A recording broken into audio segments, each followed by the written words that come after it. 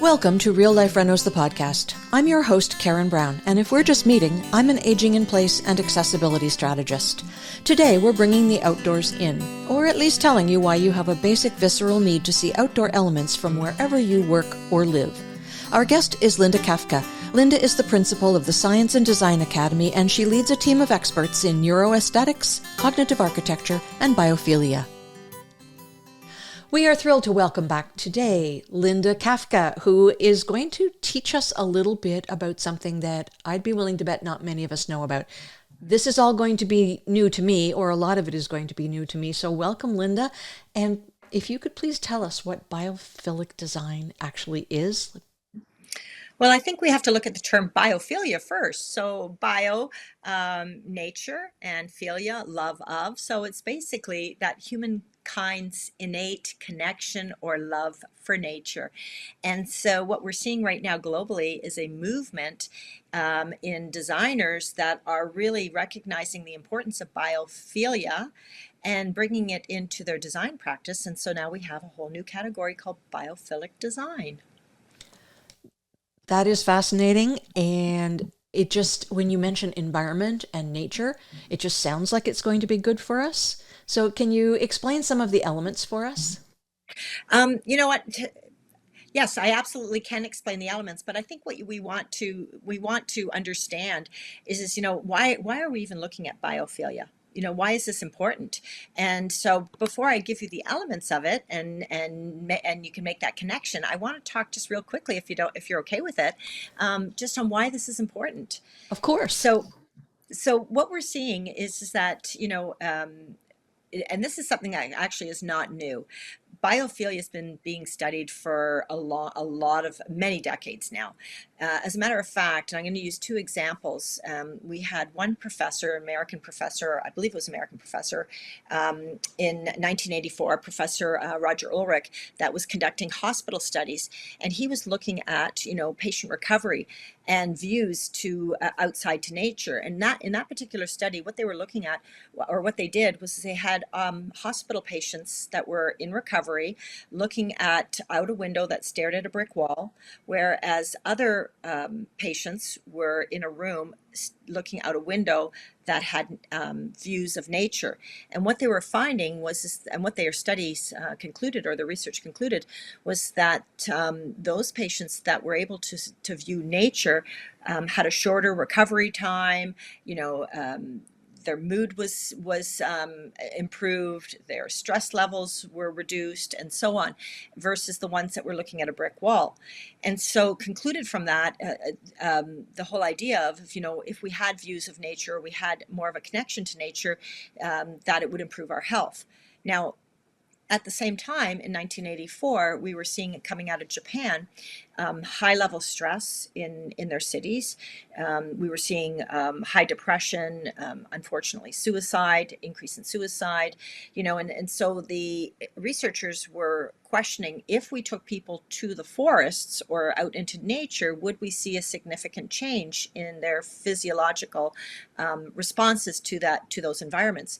And so what we know today as forest bathing was actually conceived in Japan and the name that they gave it is Shinrin Yoku, and it literally means going into the forest and bathing in, not physically bathing, but taking in the patterns, the sounds, the smells, all the senses that we have as human beings.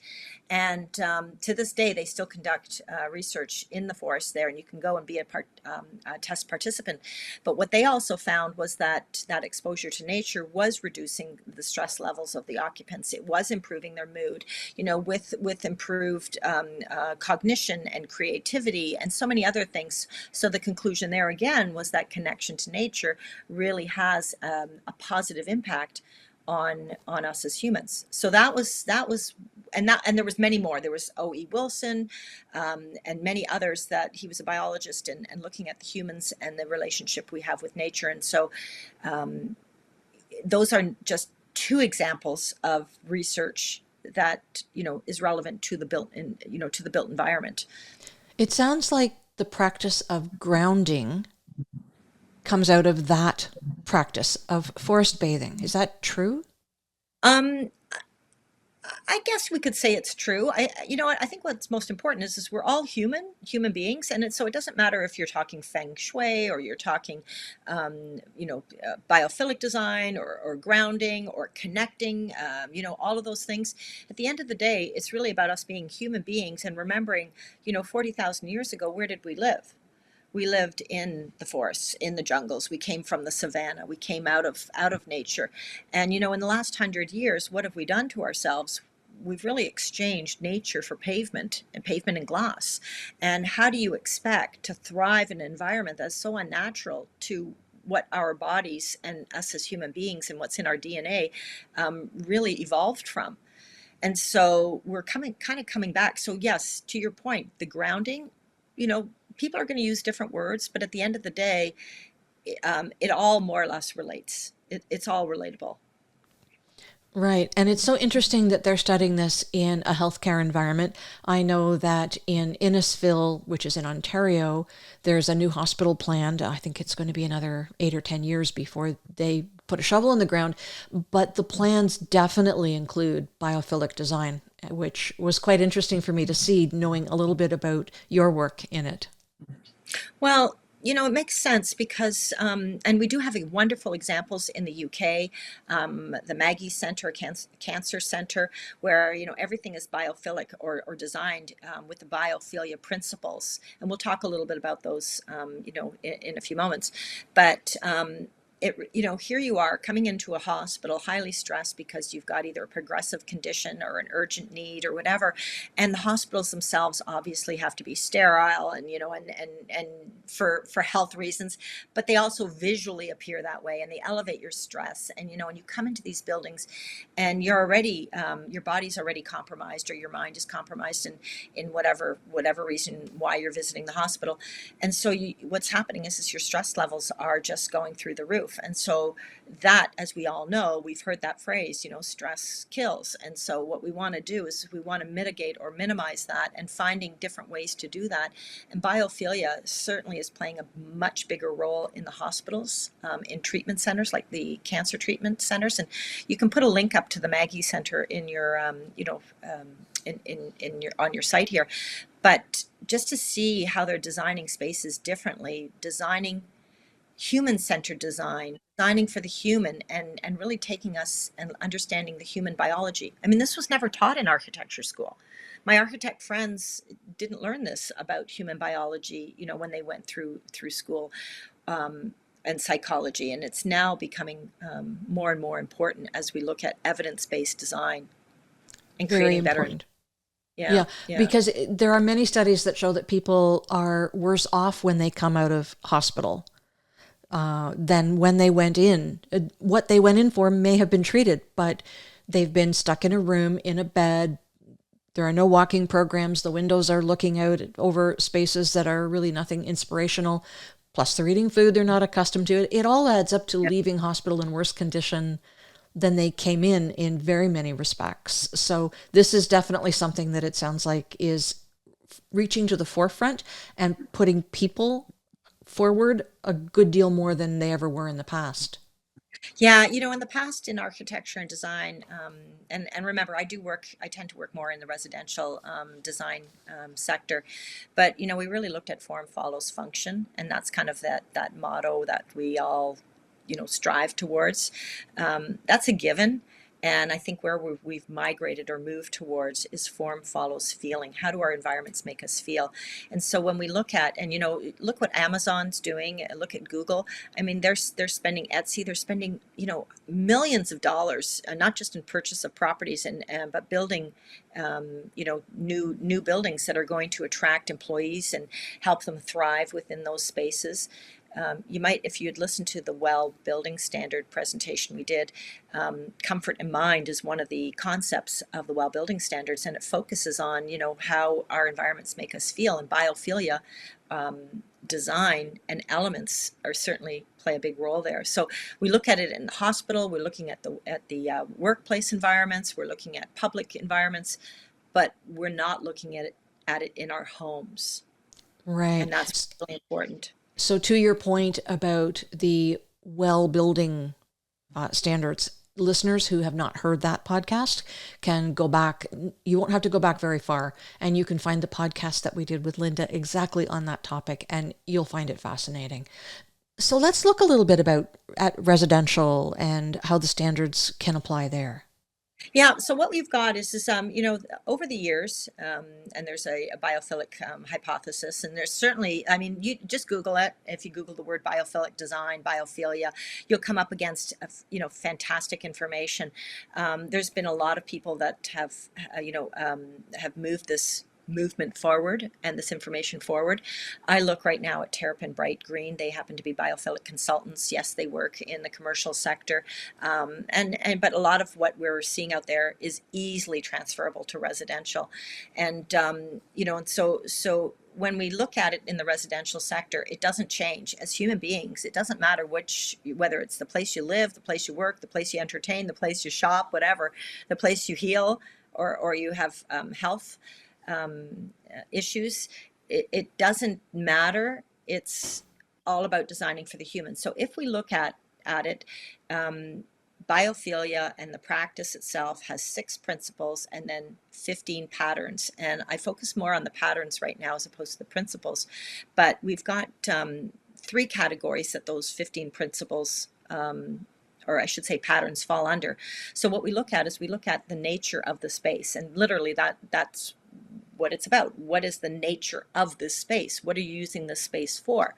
And then we look at nature in the space. And so those would be elements from nature that we would be putting into the space. And I'll go through some of the principles to give you an idea. We also look at natural analogs. So those are like natural similarities or equivalents. And so let me give you an example because it will make more sense when I go through them. So if we were looking at, biophilia and the nature in the space, you're looking at things like, for instance, a visual connection to nature, views and elements, being able to see out those windows. Now, think of somebody, for instance, that's in a wheelchair, living in, it doesn't matter if it's a retirement home or their own home, and it's an older home and the windowsills are higher up. What are they getting views of? They're going to get views of maybe treetops if they're lucky enough, or mostly sky, but they're not actually really getting to see all of nature out there, like the ground, the streets, the flower beds and so on. And so the windows and window proportionality and size is really important.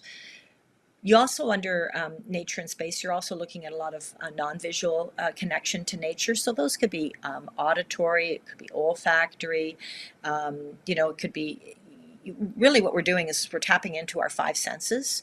So, our touch or smell or hearing or taste and so on. And so that's what we're looking at within that space. You also have, non-rhythmic type of stimuli in that. You're looking at the thermal and the airflow, again, part of the well building standards as we look at, our comfort levels. You're looking at the presence of water within that space. You might also be, or you're definitely looking at the lighting, the diffused lighting or the natural lighting, the dynamic lighting that we have. And then you're also looking at a connection with natural systems. So that would be more of those, characteristics that are kind of healthy ecosystems and things like that. Now, remember, those are just, I think, the first 7 of the 15 that fall under that category of nature in space. But I think what's important is that you don't have to put all of them in there. You're going to pick and choose what's going to work best for you. Now, when you look at the other ones like nature of space, we look at prospect. Prospect and refuge, I like to combine together and use an example. So for your listeners or your viewers, think back when we lived, 40,000 years ago. Where did we live? We lived in a cave. Our cave was our refuge, right? Our opening to the cave didn't have closed doors on it. We were looking out onto, vast grasslands or mountainous areas or hill areas or jungle areas or whatever. And so you were seeing the prospect or the opportunity of whether it was positive or negative, whether it was a prospect of a threat coming towards you or something that was more positive. And so fast forward to today, what does a prospect and refuge look like? It could look like a window where you've got a table or a nook, a seating area. You like to sit there and maybe drink your coffee and look out onto the street or out onto your backyard. It might be, if you're fortunate enough to have, a nice soaker tub, it might be a soaker tub where you've got a window that you can kind of see out. Maybe it's into your backyard, onto a private area. So we've kind of reformed or reshaped it, Prospect and Refuge, of what it means to us today, but it still resonates with with our ancestral DNA from 40,000 years ago. So those are, that's one example. Awe is a most recent pattern. So an awe example would be the way you would feel if you saw a beautiful sunset or a sunrise, and you can mimic that same feeling within your spaces. So awe could be, like, it might be artwork within your space. It might be the colors you've chosen within that space. It might be the whole environment that was created in that space. But that feeling of awe is really positive. And so what we're trying to do here is create environments that are going to basically, what biophilia does is, like I said earlier, it's going to reduce your stress. It's going to increase your happy hormones, your dopamine, your serotonin, your oxytocin. It's going to, try to mitigate any of those stressors that we have in our life. It's really going to support health and well-being, and expedite potentially, your healing if you are not well. And that can include not just your physical, but it also includes your mental. It increases creativity. There's so many, your mood, everything. And so there's so many positive effects that come out of bringing elements into our spaces. But I just want your viewers and listeners to know it's not about bringing a green plant into your space. That was that's an important piece for people to know. And I couldn't help but think of condos, high-rise condos where they have rules and regulations about what can be on balconies. And many of them discourage growing a lot of plants. I mean, you can have some kind of little flowering thing in the summertime, but they don't want you growing food, for instance. And that would be just that would be an awe for me, being able to, and have a tomato plant or something. We're going to see the outcomes. I mean, I'm in Toronto, and we have, I think, about over 200 cranes in the air right now, mostly building condos. We have more cranes in the air than all of the U.S. cities put together. Our city, Toronto, is growing rapidly. We have a housing crisis in Canada, as we all talk about, through aging in place and promote aging in place because of that. We really have a problem as more and more of these condos are being built. I think my son's original condo that he first moved into was probably 600 square feet. And so to your point, those rules and regulations are set there for safety reasons, maintenance reasons. They don't want to have, people carrying soil up and down, and then how do you dispose of it? Because let's face it, if you're dealing with any type of natural elements like greenery and growing things, there's going to be maintenance that needs to be taken care of. So those rules are put into place for those reasons. But you're right, like, it really takes away from us being human and in those places. And what are the outcomes of living in a 600 square foot or 900 square foot concrete box, ultimately with very limited views of nature? And as a matter of fact, when you live in a condo and you're looking at, and this is another research study which is quite interesting, when you're looking at parallel lines, it actually has a physiological effect on us. It actually causes headaches and increases stress. So just think of that. You're in a condo, you're living on the 25th floor, and what are you looking at? In a city like Toronto, you're looking at a lot of upright, oblong, concrete glass buildings that have a lot of parallel lines. In nature, it's rare to find right angles or straight lines. You do find them, but they are rare.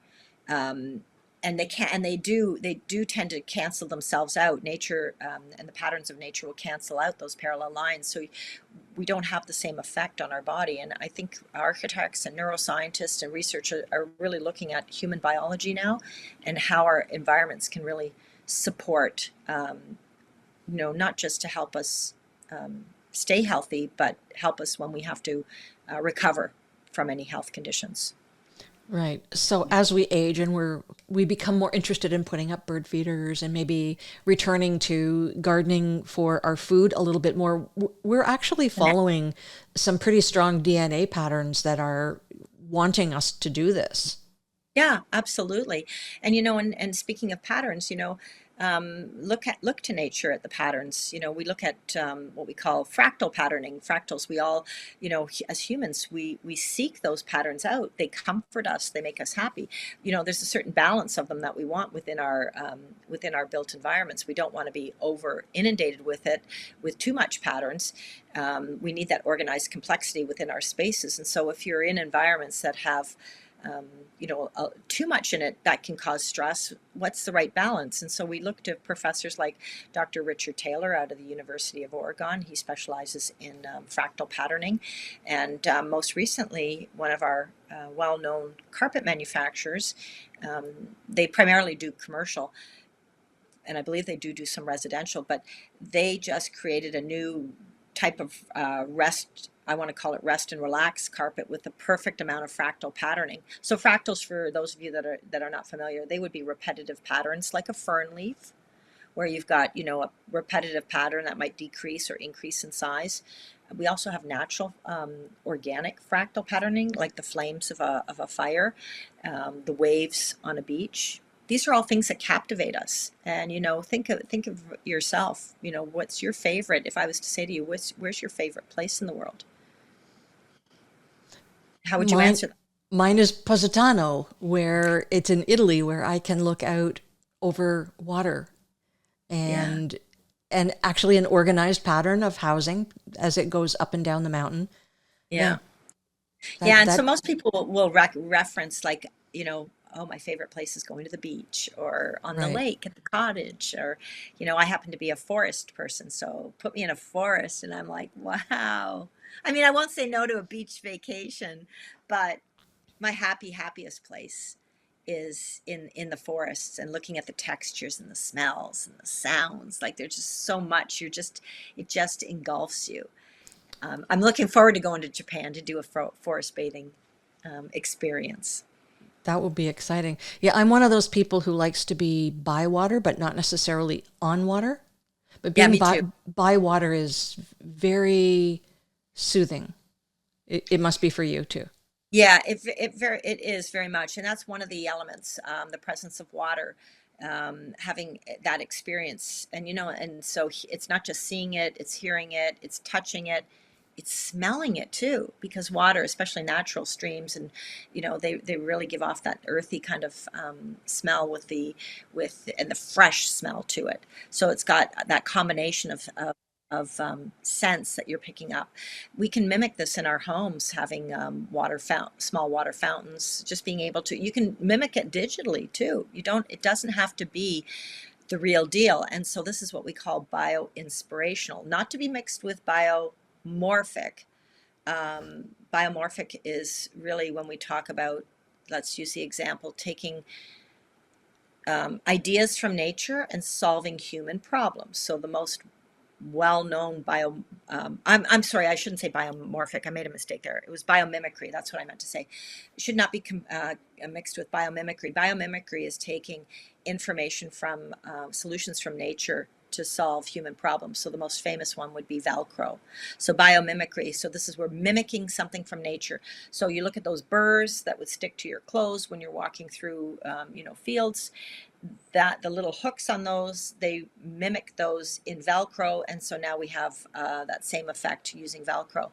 So that's biomimicry. Biomorphing or bioinspirational is taking shapes from nature, or taking maybe it's wallpaper with leaves on it, or photographs of the ocean. And so what we're doing is we're inspiring us with images from nature, and we're putting them within our spaces.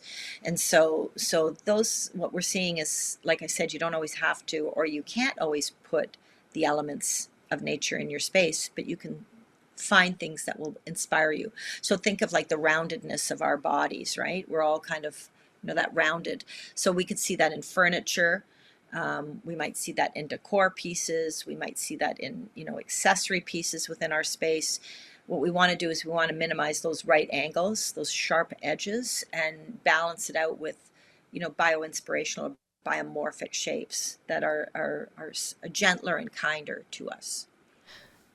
So I'm thinking in my mind of people moving into a home or wanting to redecorate a home, whether it's a high-rise condo or just a regular house. And you're actually speaking to a lot of the elements that most of us can do in Hmm. order to make our homes and environments far more relaxing.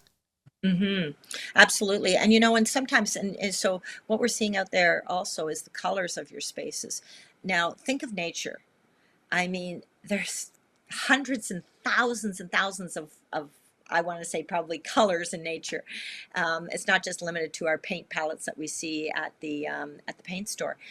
But a lot of people right now are assume that um, putting blue into our spaces or having more green paint in our spaces or brown in our spaces is mimicking nature. But really, again, when it comes to paint, it's going to be very personal. It's going to also relate to your experiences with those colors. If you've had a bad experience in your life and green is a reminder of that, you might not want to put green into your space. So when it comes to paint within your spaces, um, I want you to think that there's not one palette that's going to say this is a biophilic pattern. You're going to get companies, paint companies, that are going to promote these might be better or might lend themselves better to a biophilic design.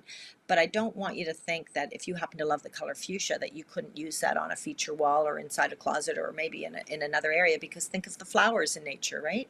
So whatever excites you, and really it's quite personal, but you're going to see a lot more coming out and a lot more marketing and coming out there and kind of trying to sway your consumer behavior to certain brands by promoting biophilic design or elements of biophilia. But I think what's important is it's that understanding that we came from nature, we're connected to nature, and we want to have more of that natural elements around our environments and whatever that looks like for you. Right. That's an important point, whatever it looks like for you. Now, Yeah. part of that too is texture. I mean, think of nature, just the grass itself, moss. Moss was here long before grass. The textures of bark, the wood grain. Research has already identified that just viewing wood grain, whether it's real or bioinspirational, fake, in laminates, will reduce your pressure by 5 beats per minute. So adding those elements in there into your space can certainly contribute to a more relaxing environment, and that's what we want to achieve. We want people to be in that parasympathetic, your feeling where it's kind of rest and digest, as opposed to your sympathetic, which is your fight, flight, freeze. I got to get out of here environment. So Right. It took me a long time to realize how important texture was to me. But yeah, now I have recognized it, and I really make great efforts to make sure that there's texture, that the room isn't overloaded with texture, but that there is texture. well, we need the tactile. We need it. We feel it. And so, I go to, I know you know this, I go to the furniture market in High Point, North Carolina, twice a year, October and April. And when you observe the interior designers and the retailers that go there to buy furniture or discover new trends and new furniture, you're never short of watching people touch the fabrics, touch the grains of the table. They're constantly touching. And so, there's that wonderful, beautiful feeling of just touching texture that just resonates with you really well. I mean, of course, there's going to be textures out there that are not like I don't need a splinter in my hand but there are a lot of beautiful textures, and we are drawn to that. And so I think that's really important part of biophilic design is looking at all the senses and including them in your space in one way or another. It brings to mind watching people in stores shopping. If they're shopping for clothes, how often do people go through the racks and they're touching something until they find something that feels right, and it is maybe the Yep. right color too, but Yeah. those two elements go together before they'll consider taking a hard look at an item. Yeah, yeah, you're right. We're human, and so we don't want to like we want to engage all of our senses, and sometimes certain senses are going to be engaged more than others, and so it's really important when you are creating that space and adding that biophilia in there. And by the way, all of this is really for free on the internet. You can just Google biophilic design, what are the principles, and look at your own space. But you want to be able to add elements into that space. And so I'm not opposed to modernism or modern design. That's actually, I want to say, for a great part of my life, very much my favorite design. But I have certainly moved away from it, recognizing that I need more in my space. And by the way, my office is not a reflection of biophilic design. It is what it is. It's a working space that I need to spend some time and make it prettier. But work comes first. But the rest of the house is, and so you want to look at how can I incorporate um, these elements into my space, like things like modes of mystery. Another, I can't remember which one it is. I think it's 13th principle of biophilic design. But the point I'm going with here is that I'll give you an example. Modes of mystery would be like walking down that path in the forest, and the path starts to curve and wondering, or the river starts to curve and you're wondering, ooh, I wonder what's down there. Like that, as human beings, we seek that. And so you can create that in your own home. Most homes probably already have that, where you've got a long corridor or you've got a hallway that leads off to bedrooms, at the end of that hallway or something. But it's that mode of mystery. And so you may want to have artwork or something really interesting and intriguing at the end of that hallway that's going to kind of pull you down and make you think about, oh, what's that? What's down there? And so those are elements. And I think like the 15 elements are really, or I should say patterns, they're easily achievable by anybody, really. I love the expression modes of mystery. It just It's a nice sounds one, so isn't it? intriguing. But I think as human beings, we're curious. We're social beings. We're curious beings. There is mystery out there, and it's so alluring. I think the mystery or the feeling I get, early morning when it's just the sun is coming up and you see, the mist out there along the on the ground, and the feeling that it gives you. It's kind of mysterious feeling, and so we like we like these elements. We're human beings, and like I said, you might not like all of them. You might not need them all in your space, but we are seeing a rise in need, and more designers are becoming biophilic certified or biophilic design certified. And even at the Science and Design Academy, my company, we have um, modules on biophilia and helping the designers understand what it is and why it's important and how to incorporate it into a space. It's all so fascinating, and I'm thinking about, oh, my mind is going in so many places listening to you speak, but I think of aging seniors who are perhaps by themselves. And I also thought of my sister-in-law who always said, we eat with our eyes first, and how important it is then to get a mix of colors and textures on the plate that are pleasing so that you will be encouraged to eat. All of those, so many things in our lives are just popping up in my brain as you're speaking. Well, think about that. That's a really good example. If we have a human reaction towards, just like you described, and you're talking just something as simple as, well, it's complicated as eating, and having those things on your plate, why would that be different than our built environment?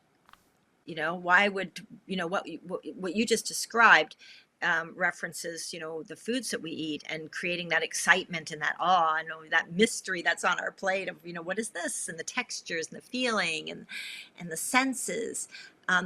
We should be able to deliver that same, you know, excitement or feeling into our spaces and create environments that are going to do that same thing for us. There's no reason why. We just haven't thought about it. We haven't really focused on bringing nature into our spaces. It's really about the outside in. That's a good term, outside in. Right. So, the textures that we find in nature, the colors we find in nature, the smells, the feeling that it brings. There's no reason why we can't bring that in and really open up. We saw a huge rise. And when I ran the design center in Toronto back in, I think it was back in 2012, we were really talking about the kitchen going outdoors. There was no more wall between the kitchen and the outdoor patio. That's a wonderful idea. We see that in so many countries where they don't have the seasons that we have here in the Northeast, really, where their kitchens are outdoors, or they'll have a separate kitchen outdoors for taking on certain tasks like canning tomatoes or whatever they're doing. I see that a lot in European countries, in the South. Eating outside, having that harvest table, that family meal outside together. What we're seeing also in the backyard is we're seeing the backyards, if you're fortunate enough to have a backyard in a big city, what we're seeing is the backyard broken down into zones. So you've got, those zones where there's more family activity and gathering, but now you've got zones that might be more a getaway, a peaceful, a kind of Zen moment in your backyard. And so, areas in your space, whether it's inside or outside, that really are support your health and well-being and help you to thrive and just increase your or create a more positive mood and so on. We have enough to deal with, whether it's our own stresses that we create, whether it's work-related stresses, health-related stresses, economy, political, all those things that we're bombarded with. And so we need that place to escape to. And so how does your home become more of a sanctuary? And how can you look to nature and biophilic design to bring more peace to your life? And that could be in any environment that you work in. So. Right. Well, Linda, I think you have given our listeners so much information to explain why they're doing the things that they're doing, or also, on the other hand, how to bring more pieces into their own environment to increase their health and well-being that they didn't even think of. Are there any last words you want to leave our audience with? Yeah, as always, it's really personal. It's about yourself, what you feel comfortable with. Like I said, it's bio-inspirational. Might be the direction that you go. You might, especially if you're a senior and aging, you might not be able to maneuver around and water all your plants. And so there's nothing wrong with having artificial plants within your space if that's going to make you feel good. I think that at the end of the day, it can't be ignored. We really need to look to nature to really, and bring those elements into our spaces to really create environments that really do support us as human beings and human-centered environments that are going to allow us to thrive and to just, really help us from a mental and a physical perspective. So I think that it's biophilic design is here to stay. It's not going away. Everybody's going to pick up at it at their own pace. And I just urge your listeners and your viewers to pay a little bit more attention to it, because there's such an uptake on this. It's such an opportunity to really look at your spaces and to see how you can improve them. Ultimately, that's what we talk about here on Real Life Renos, is how we're improving our lives. What are the renovations that we're doing to really make a difference in our life? That's right. And renovations don't always mean picking up a hammer and hammering nails. It's all the stuff.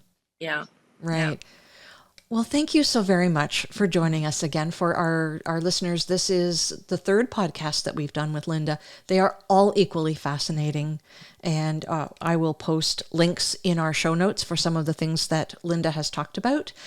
Thank you so much, Linda. I appreciate it. Well, I look forward to coming back. Oh, for sure. Anytime. Well, thank you very much to those who have joined us today, and I look forward to seeing you again on the next episode of Real Life Renos, the podcast.